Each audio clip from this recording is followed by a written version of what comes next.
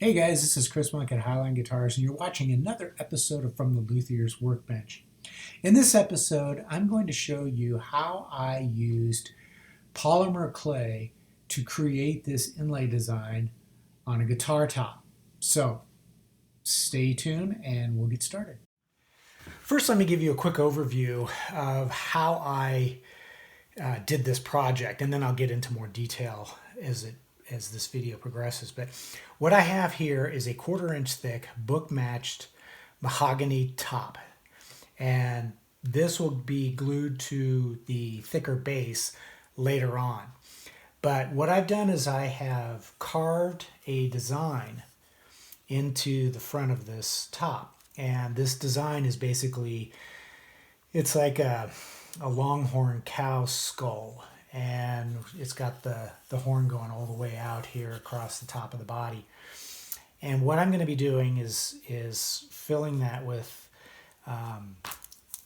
Premo Polymer clay from Sculpey. This is an oven-baked clay, and I'll explain more about that in a minute. But as far as this design is concerned, this whole top, the shape of it, the pockets, the design, everything was cut on my CNC machine. But of course, you don't need a CNC machine to do this kind of work. You could easily cut out the perimeter shape and the pockets with a bandsaw and just use a drill to drill the holes for the controls. And then to route the design into the body, you would just need something like a Dremel with this is the Stuart McDonald Dremel router base. And then of course you would need the right really small spiral upcut bits or downcut or whatever to cut the design into the top of the guitar. Now, as far as the design is concerned, when you start looking for something to put on your guitar, what you would want to use is a design that, I like to think of it as a design that you could actually color, like a line art, like something in a kid's coloring book. It would have to be that simplified kind of a design, because anything that gets too complicated is going to be very hard to route out. And you have to think about what is going to be wood and then what is going to be the inlay, and those have to be shapes, which is what I have here. So then what I'm going to do is I'm going to pack with this whole design with the oven-baked polymer clay. And the reason why I like to use this stuff, because normally you would use like shell or wood. I know a lot of people sometimes use stone. I've seen people using colored epoxies and stuff like that. But the reason why I like this is because it's available in a huge range of colors. So you can get pretty creative as far as filling your design with the clay. And what's cool about it is once it's been packed in there, I'll stick this whole thing in the oven for 30 minutes at 275 degrees Fahrenheit. Then I'll take it out, let it cool, and that clay will harden. At that point, I can then sand it down so that it's flush with the wood, which reveals the design, and it looks really nice, and it's very hard. So what I can also do is then, or what I'll do to follow up once I've sanded it and revealed the design, is I'll saturate the area with water-thin CA glue, and that'll soak into the wood and into the area between the clay and the wood and further bond it in. So it works really well. It's pretty simple. Now, I know what some of you are thinking. I'm going to stick this in the oven at 275 degrees Fahrenheit for 30 minutes. It doesn't affect it at all. I've done this a number of times and have noticed no issues. The only area of concern would be there's a glue seam here that runs, because this was two pieces that were book matched, and I glued them together with wood glue. So 275 degrees Fahrenheit could cause that glue to fail. But in my experience, as long as I put some foil down, it doesn't really get hot enough, or at least it doesn't seem to cause a problem with the glue failing. It seems to continue to hold up. I have yet to experience any failures. And it doesn't really matter even if it does weaken that glue seam, because this whole top is going to be glued down to a thick guitar body bass later on. So I'm not really too concerned about it. The only area I would be concerned with is where the seam runs across the design. But again, as long as I put foil down, I should be okay. And remember, wood doesn't start to burn until you get up to temperatures around 475 to 500 degrees. So at 275 degrees Fahrenheit, we're not going to have any issues. So let's go ahead and get started. I'm going to start to prepare this clay, and I'll show you the cool trick I'm going to do to create a nice effect in this design. Okay, so the first thing I'm going to do is I've put down a piece of wax paper, and this is the Sculpey clay. It's very pliable and easily moldable. It will not air dry, so you don't have to worry about that. It's not going to start to dry and cure until we put it in the oven. But what I'm going to start doing is I'm going to start breaking off very small pieces. And this is the most tedious part because I have to break off enough pieces that when I press these into the design, and I'm going to have enough to cover the entire area. So I'm going to do quite a bit, and it's going to take a little bit of time. But each one of these pieces is roughly the size of a BB. You don't want to make it any bigger than that because the design, there's so much detail in this design that if I make the pieces too big, the effect that I'm going to be trying to achieve won't work. It's going to be too widely dispersed to work. I need the pieces smaller so that the effect is more concentrated in those narrow lines of detail. And basically what the effect is going to be is I want this to look almost like kind of a white marble look with blue veins. And the way we do this is we break off these little pieces. And you don't have to be, too precise. The shapes don't, you just want to roughly, like I said, a BB size shape. They don't have to be perfectly round. In fact, the more variation there is in their shape, probably the better it is. But what I'll do is once I have a good amount of these little pieces, is I'm going to coat them in blue craft acrylic, water-based acrylic paint, the kind that you get at the big box arts and crafts stores. It's basically maybe an aisle over from the aisle where you get the Sculpey. And I'll coat it, let it dry, then I'll begin to press it into the design. And after it's baked and sanded off, you'll see how that effect works. Okay, so I've made my little polymer clay pebbles. They're all like roughly BB sized, pea sized, pebble sized. And what I need to do now is I need to coat them in paint because that's how I'm going to get the effect that I'm trying to achieve. It's sort of a veined marble look. And what I've chosen to do this is it's a blue paint. This is a water-based acrylic craft store paint. You can get this at any of the big box craft stores. In fact, as I said, it's like an aisle away from where they sell the polymer clay. And both the clay and the paint is available in a wide range of colors, so you can do all kinds of different combinations to get different looks. And it's really, you're just limited by your own imagination. So what I need to do is put some of this stuff in there, a fair amount. And I'll put a lid on it. And we're just going to shake it around for a few until it gets good and coated. See, it doesn't take much. Maybe a little bit more.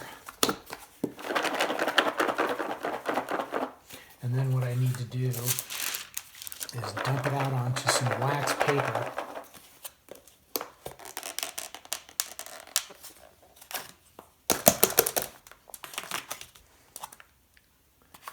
Get it all out there. And I need to let this dry completely. And one time I thought, well, I'm going to speed this up and just use a hairdryer.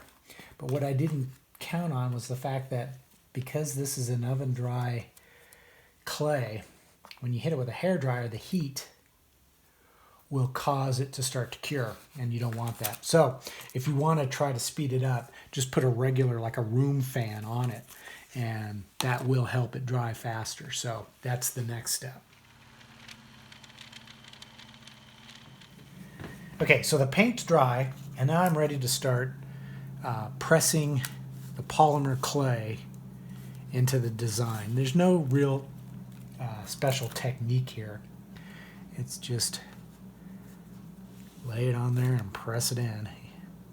It's a good idea to try and get the clay as flat to the surface of the wood as possible so that you won't have to sand as much off, but that's going to happen no matter what.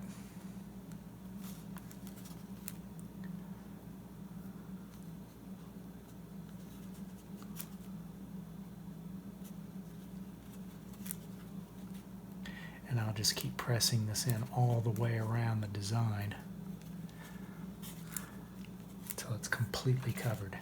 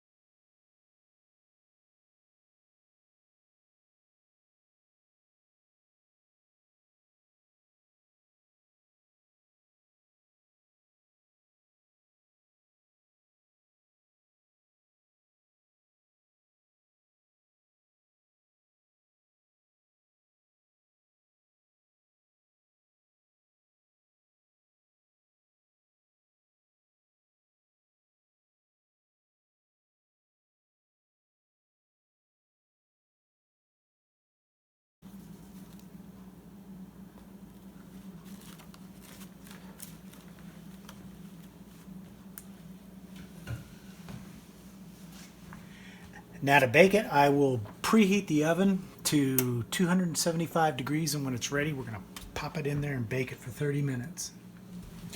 Once the oven is preheated, I can place the guitar top inside, but first I'm going to put down a sheet of foil just to kind of give that glue seam a little bit of protection.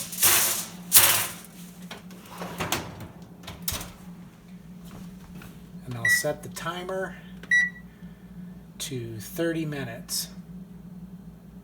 You don't want to bake it any longer than that because it will discolor and start to bubble. One thing you should be aware of is that as it bakes, it does put off a little bit of an odor.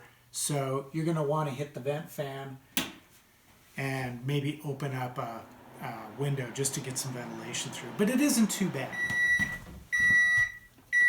Okay, let's see what we got. It's been 30 minutes.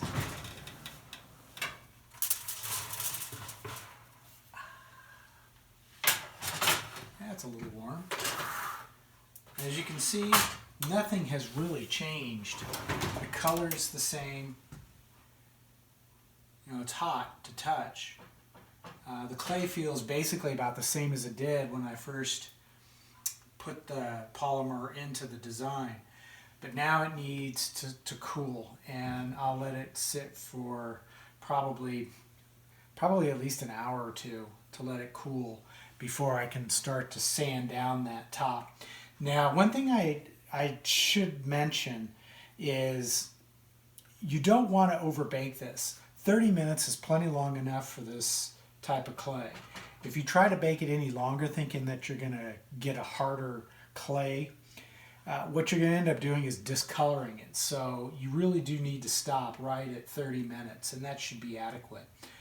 Another thing I should mention that I forgot to bring up earlier is the depth that I cut my inlay design to. In this case, I did 4/100ths of an inch deep. I would say you want to go between 4/100ths and 6/100ths. So that's 6/100ths is about a 1/16 of an inch deep. And you don't want to try to save time and make the cut more shallow than that, because especially with a large design like this, as you begin to sand that down, there's a possibility you could sand away part of the design. So it's always a good idea to give yourself enough depth to kind of ensure against that. So I'm going to let this cure, and then I'll come back and I'll start to sand this down with some coarse sandpaper. Okay, so now I'm going to sand off the excess. I've actually already started here. And what I'm going to do is use 80 grit sandpaper and just start sanding it.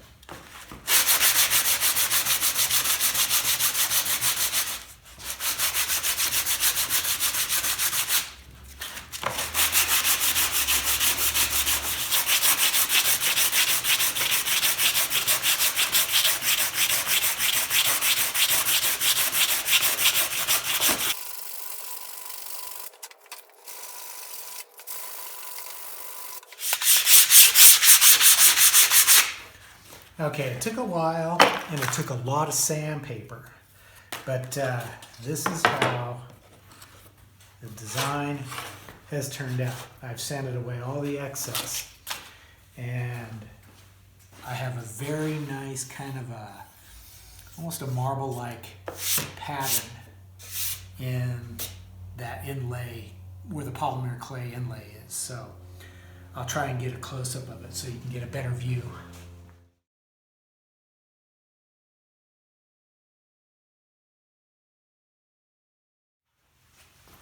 Now what I need to do is drizzle some water-thin CA glue over the entire design. That way it can soak in, harden the clay itself, as well as bond the polymer to the wood.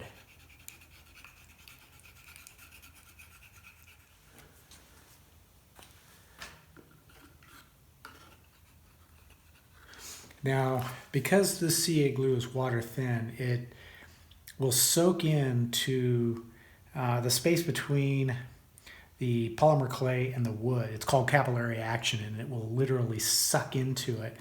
And when it dries, it will bond the polymer clay to the wood. And it's just a little bit of extra insurance, because ultimately I plan to put down several clear coats over the top to protect it. But it's just nice to put a little bit of super glue in between the wood and the polymer clay. But that's basically the technique that I use for applying polymer clay into an inlay. And as you can see, this is just one technique that creates a really unique and interesting look.